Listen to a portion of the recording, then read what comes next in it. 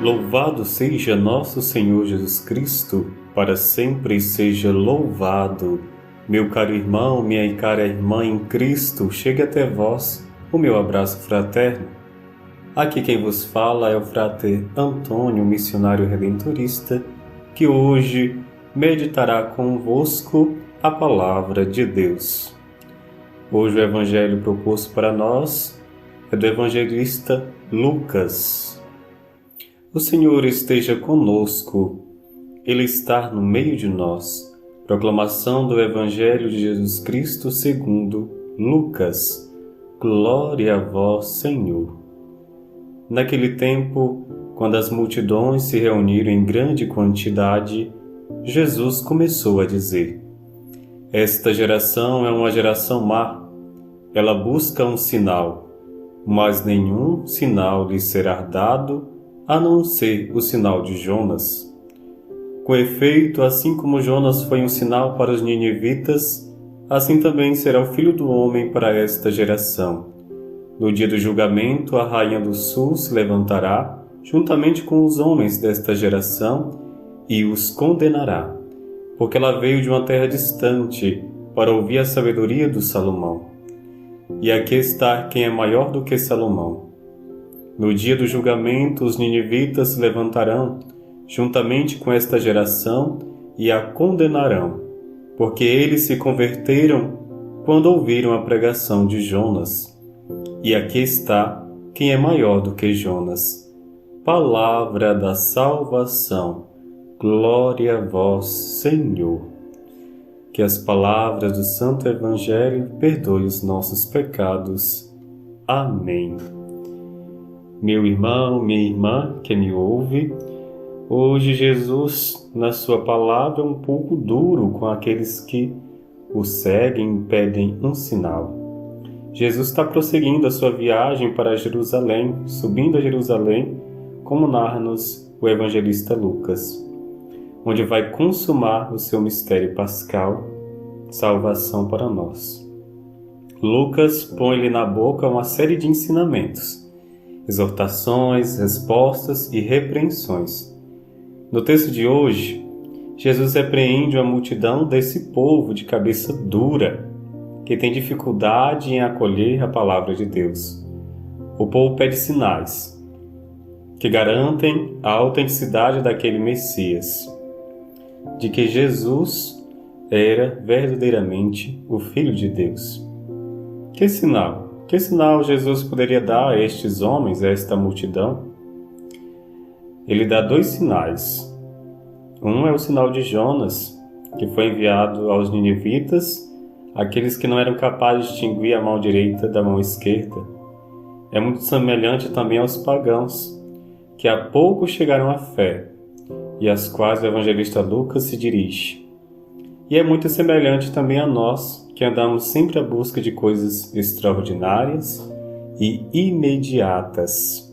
O imediatismo é uma doença que nos atinge, uma doença do nosso tempo, rápido, frenético, sempre em busca de soluções rápidas e fáceis. Porém, Jesus responde a este povo uma resposta de um juízo e de condenação. Mas ao lembrar a salvação de Jonas, símbolo da sua morte e ressurreição, Jesus acentua a misericórdia salvífica de Deus.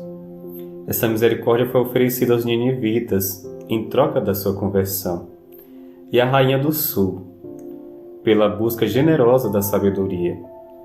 Ela, estrangeira, que não era do povo de Israel, foi oferecida a ela a salvação, porque ela buscava a sabedoria que vem do alto, a sabedoria que vem de Deus.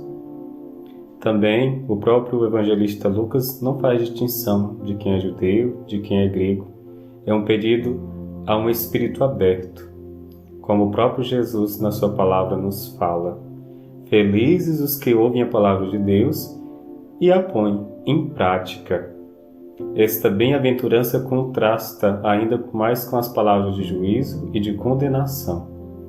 Só é julgado e condenado quem recebeu o tesouro da palavra que é revelada a cada um de nós, porém se permanece escravo de uma falsa fidelidade a leis, às regras, mas não sabe reconhecer os sinais da presença do Salvador, estão cegos como aquela multidão que ouve a palavra de Jesus, ouve os seus ensinamentos e veem seus prodígios no meio deles. Porém, ainda continuam cegos e não reconhecem nele o Salvador, o enviado do Pai. Também é duro para nós aceitar essa linguagem ríspida de Jesus. E mais ainda, uma linguagem que aponta para algo maior, que aponta para o mistério salvífico de Jesus na cruz. Ele que vai derramar o seu sangue, vai se doar totalmente pela humanidade, como ele se refere ao sinal de Jonas. Jonas, que ficou 3 dias dentro do seio da baleia. Também Jesus deveria ficar 3 dias no seio da terra antes de ressuscitar.